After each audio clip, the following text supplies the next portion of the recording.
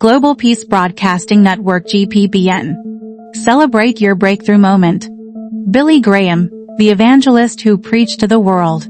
Welcome to Celebrate Your Breakthrough Moment, where we remember extraordinary lives that inspire generations and ask one important question: what can we learn from their journey?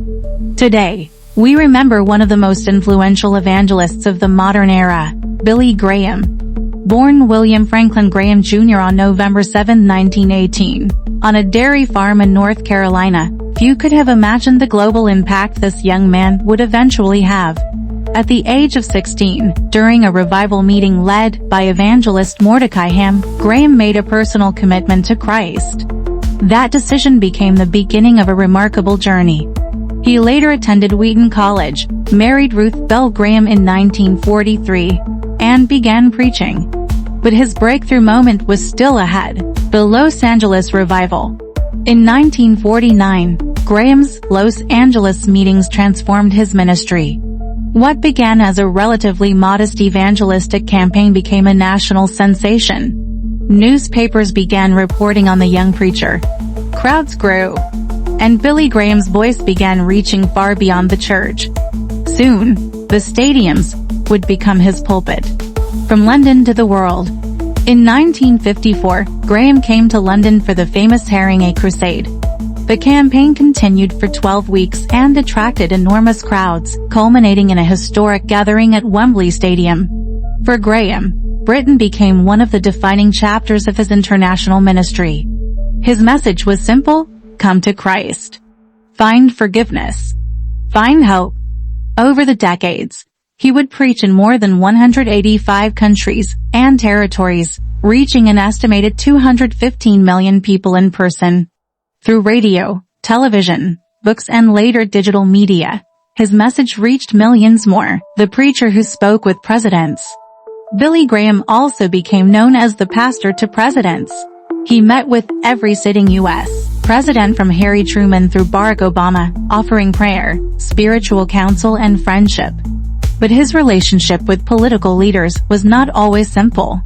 His first meeting with President Truman was uncomfortable and taught Graham an important lesson about maintaining confidentiality.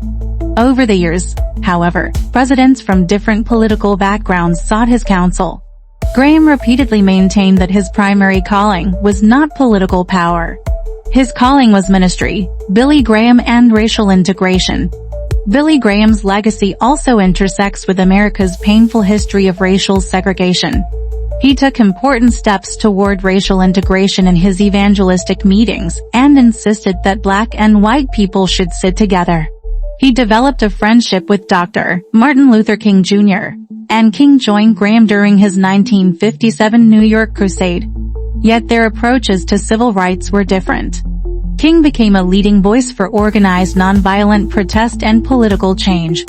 Graham believed deeply in spiritual transformation and generally avoided becoming an activist for specific political legislation. Because of this, historians have both praised Graham's actions against segregation and criticized him for not using his enormous influence more forcefully in the civil rights movement. His story reminds us that even influential leaders can leave behind a legacy that deserves both appreciation and honest examination. The Modesto Manifesto. Another important part of Graham's story was his determination to protect the integrity of his ministry. In 1948, Graham and members of his team developed what became known as the Modesto Manifesto, a set of commitments concerning financial integrity, sexual morality, relationships with women, and transparency in ministry. The purpose was clear: build a ministry that could be trusted. Graham understood that public influence without personal integrity could ultimately destroy the very message he was preaching: a global legacy. Graham advised presidents, met world leaders, preached before enormous crowds, and became a respected figure internationally. He received the Congressional Gold Medal in 1996 and was made an honorary Knight Commander of the Order of the British Empire in 2001. But perhaps his greatest legacy was not the stadiums. It was the people. The millions who heard a message of hope. The families changed. The lives redirected. The people who found faith during their darkest moments. Billy Graham died on February 21, 2018, at the age of 99. But his message continues to travel through books, recordings, broadcasts, and the work of the organization he founded, The Breakthrough Lesson. Billy Graham's life teaches us something powerful. Your beginning does not determine the size of your assignment. A young man from a North Carolina dairy farm became an evangelist whose voice reached millions across the world. His breakthrough did not happen overnight. It came through preparation, discipline, opportunity, courage, and an unwavering commitment to the message he believed he had been called to preach. Perhaps your breakthrough moment is not behind you. Perhaps it is still ahead. Maybe the place where you are standing today is only the beginning of something much greater. So today, as we celebrate the life of Billy Graham, remember, never despise your beginning. The field may look small. The audience may look small. The opportunity may appear insignificant. But when purpose meets preparation, one life can touch millions. This is Celebrate Your Breakthrough Moment.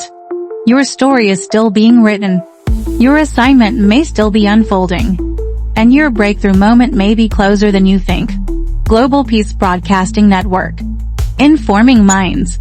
Inspiring hope. Connecting our world through peace. Good night.